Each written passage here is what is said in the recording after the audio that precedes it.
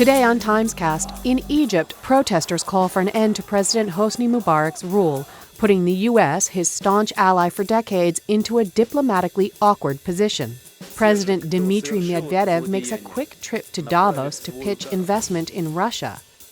And behind the feathers and the tutus of Black Swan, a love of horror films. We just sat for a year. We were we're going to see every horror film that we can rent.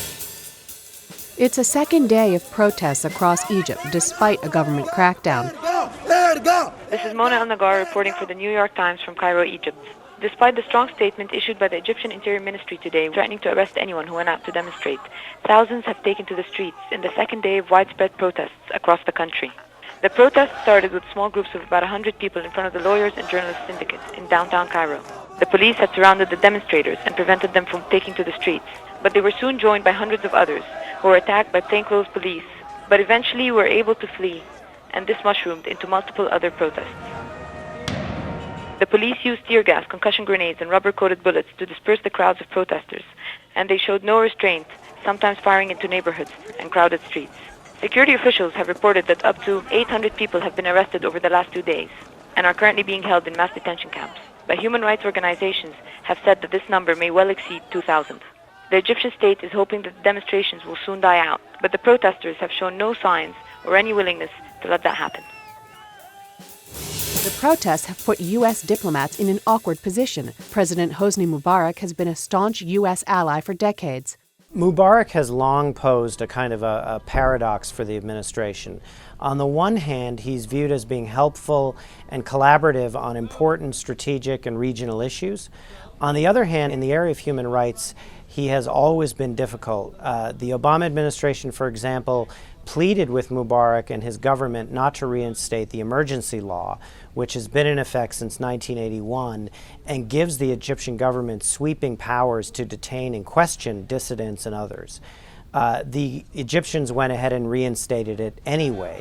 So the administration has been struggling for some time to persuade him to enact reforms and to address the rising grievances in his society.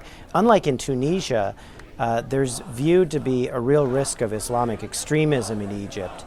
So in the absence of Mubarak, you might be faced with an even more difficult political climate. Today, Secretary Clinton called on the Egyptian government to allow demonstrators to conduct peaceful protests.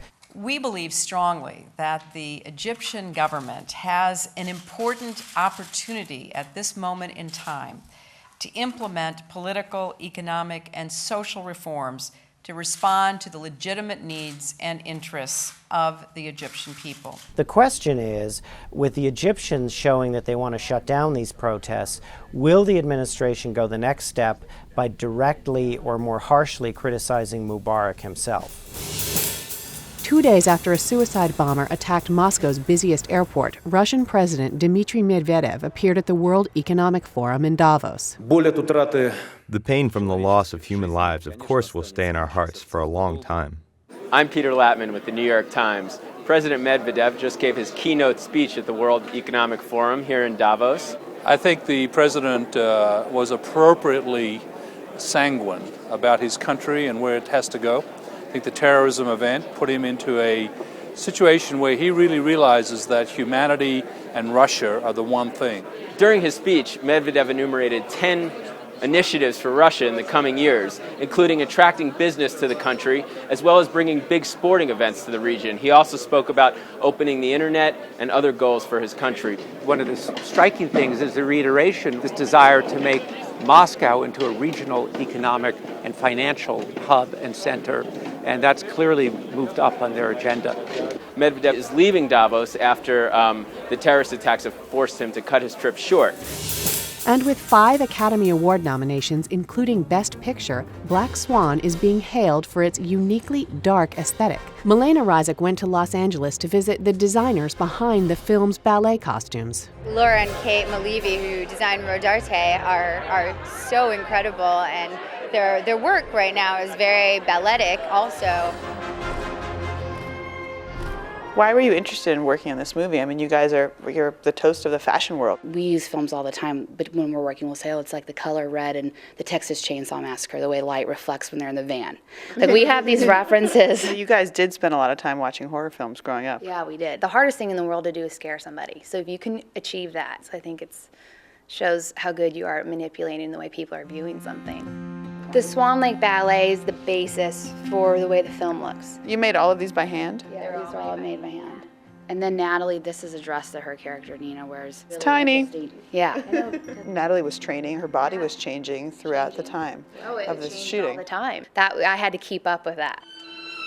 You know, and the other thing is that the dancers really need to be able to move. So the costumes were all fully functioning for the film. We used a lot of net, a lot of different types of feathers. My favorite was this one, just like kind of a spike at the bottom, but then really matte towards the top. It's all the tulle. Wow. And we chose to shade them. But no one would see this. I could see it just a little. Yeah. Every part of something has to be perfect or you haven't done your job. Join us again tomorrow for TimesCast.